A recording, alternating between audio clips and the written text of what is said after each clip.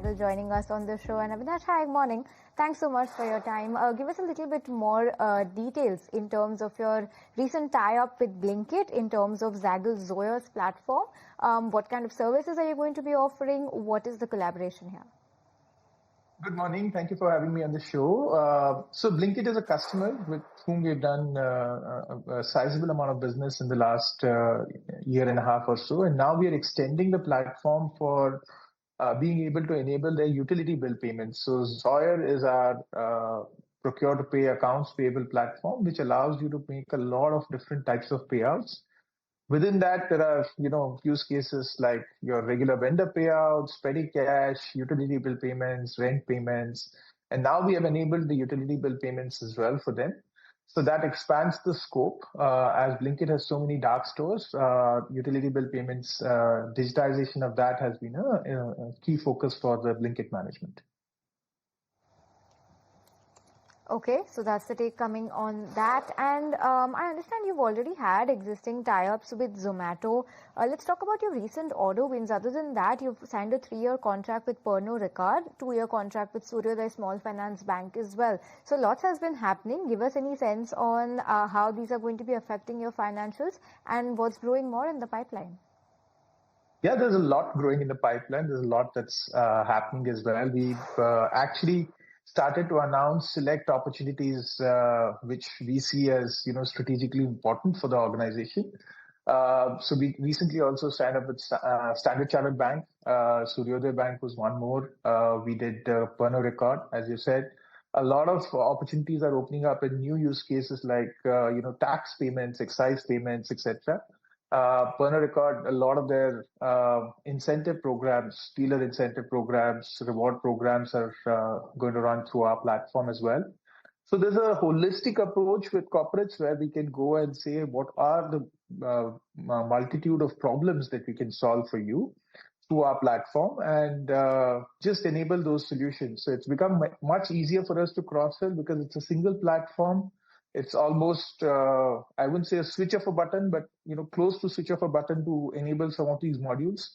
And that makes it so much more easier for the corporate to just start with one and then keep adding solutions as they build, scale and confidence. Avinash, hi, morning. Your shareholders would always like numbers. So quantify how big is this Blinkit order?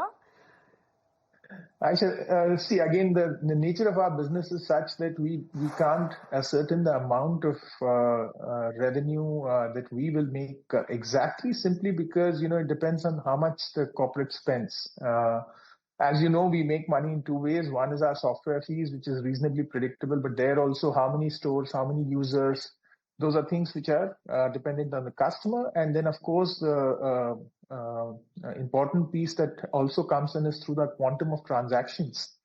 And it is contingent on what's their, literally what their utility bills are going to be in the coming years, right? But it's sizable. With that, we believe that you, in your annual report, you have also mentioned about your global expansion plans where you want to explore the US, Middle East and other markets as well. Help us understand what's really happening on that particular front. And if we have to take an outlook, then maybe in the next 2 to 3 years, how do you think that what sort of a contribution will you be driving from the overseas market? See, the overseas markets have been something that we've been interested in for some time now, and those are markets with much thicker margins, especially markets like the US, Middle East, some markets in Southeast Asia.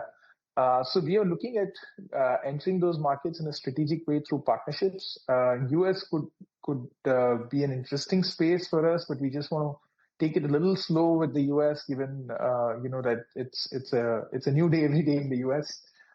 So we want to probably assess how the US shapes up. But Middle East for us is a clear focus where we see UAE and Saudi Arabia and all the other countries in the region as great markets for our products. So we are starting to engage with partners there. We are starting to engage with opportunities there, both organic and inorganic.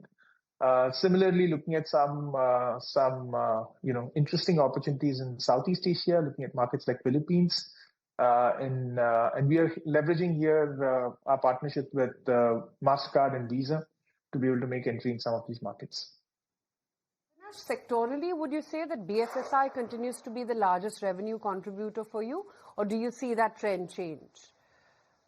See, in our business, Aisha, we have BFSI as our both our customers and our partners, right? So the banks are our partners. Today we have, along with Suryodaya, now 18 bank partners. So our invoicing obviously is maximum to them.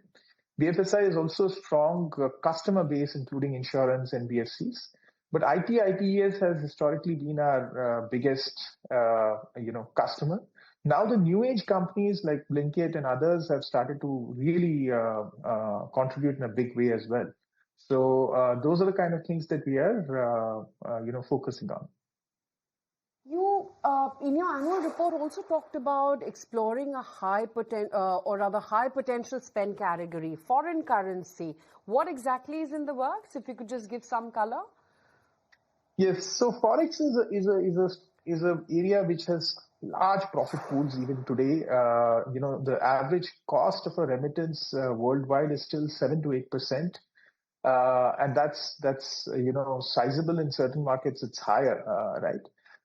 And those are opportunities which are ripe for disruption with the use of AI, with the use of technology, blockchain.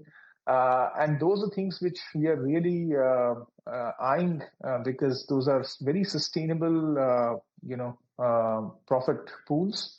And if you're able to give a better experience, a more seamless experience, where you're able to even take a certain market share from the existing volumes that Swift and other platforms process, it's a great opportunity to build a sizable business.